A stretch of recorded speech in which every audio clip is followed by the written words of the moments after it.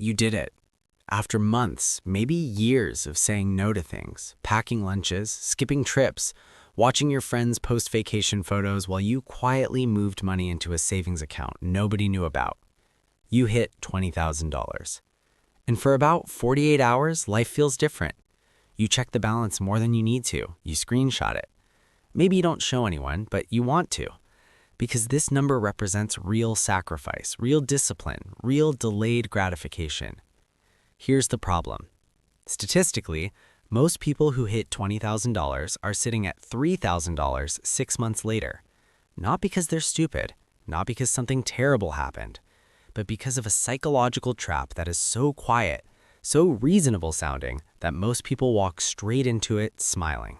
And today, I'm going to show you exactly what that trap looks like, how the math destroys you, and the boring is watching paint dry framework that actually builds wealth. Let's get into it. It starts within 48 hours of hitting the milestone. It's not a loud voice. It doesn't scream, "Go buy something stupid." It's quieter than that. It sounds mature. It sounds like you've earned it. It says things like, "You've been so disciplined. You deserve something nice. You can't take it with you. You've been living like a broke college student for 2 years. It's time to actually enjoy your life." And here's why that whisper is so dangerous. It's not entirely wrong. You have been disciplined. You did earn it.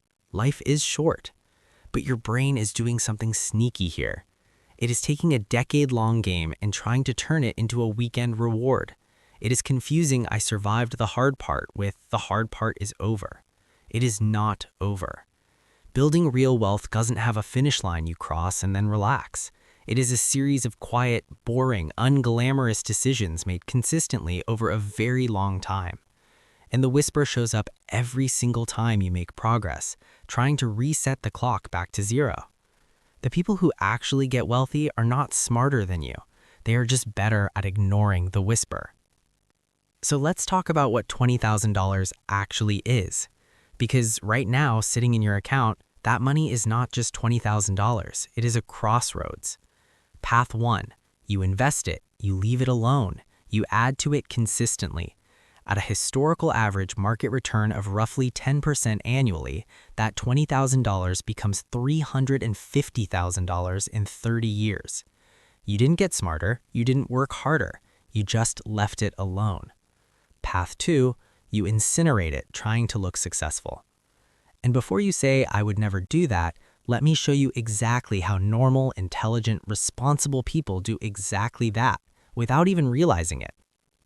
Meet your 2014 Toyota Corolla. It's paid off, it runs fine, it gets you everywhere you need to go. But now that you've got money in the bank, it suddenly feels embarrassing, a little rough, not quite where you are now. So you trade it in. You pick up a clean 2023 model. Nothing crazy, just something respectable. The payment, $380. That sounds manageable, right? $380? You can handle $380. Here's where the math gets cruel. $380 a month invested instead at a 10% average annual return over 30 years is not $136,000.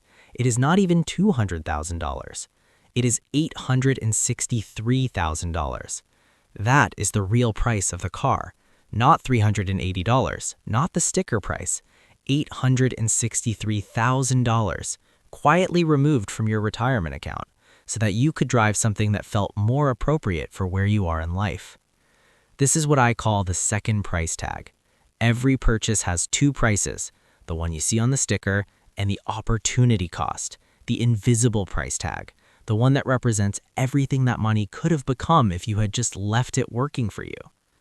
The 2014 Toyota Corolla doesn't have a second price tag. It's already paid for. The 2023 model has two, and you're paying both of them. Now let's talk about the vacation. You've been working hard. You deserve a break. So you book a trip, flights, hotel, food, experiences, a solid week, all in $4,000. And look, I am not telling you never to travel, but I want you to see what just happened mathematically. You had $20,000. You just spent $4,000 of it. That is 20% of your entire net worth spent in 1 week on temporary dopamine hits and Instagram photos.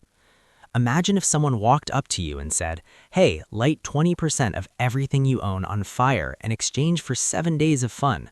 You would say no immediately. But when the airline website does it with a nice interface and a countdown timer, suddenly it's self-care. The $4,000 vacation is not just $4,000. At 10% over 30 years, that is $70,000 you handed back to the universe in exchange for a sunburn and a highlight reel. That is the brutal math. It doesn't care about your feelings. It doesn't care that you needed a break. It just compounds, either for you or against you. So, what do you actually do with $20,000? I told you it was going to be boring. I meant it. Step 1. Kill the high-interest debt. If you are carrying credit card debt at 22% interest, that is not just a bill. That is negative compound interest working against you in real time. There is no investment on earth that consistently beats 22% guaranteed. Paying off that card is your best investment. Do that first, non-negotiable. Step 2. Build the peace of mind fund. Take 3 to 6 months of your expenses and park them in a high-yield savings account, something currently paying 4 to 5%. This is not an investment. This is your armor. Here's why this matters more than people realize. The number one reason regular people lose money in the stock market is not bad stock picks. It is panic selling during a crash because they had no cash cushion. The market drops 30%, their car breaks down, and they sell everything at the worst moment possible. The emergency fund doesn't make you rich. It keeps you from getting poor at the exact wrong time. Step 3. Plant the Roth IRA seed. A Roth IRA is one of the most powerful tools available to regular people, and most people underuse it. Here's the simple version.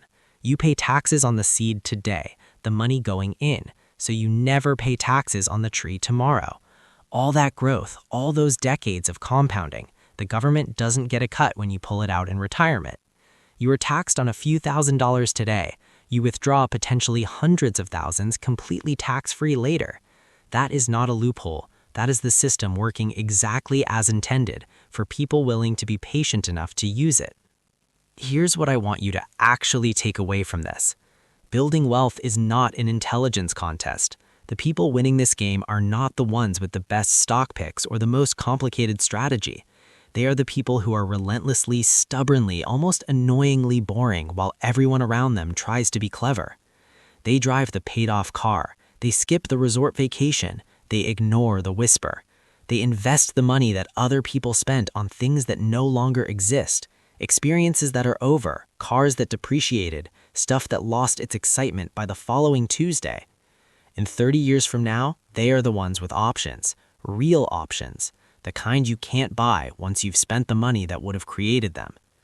The $20,000 milestone is not the finish line. It is the starting gun. Don't incinerate it trying to look like you made it. Be boring, get wealthy.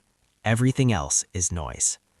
If this hit differently, subscribe, because this is what we do here. No hype, no get rich quick, just the math, the truth, and the framework that actually works. I'll see you in the next one.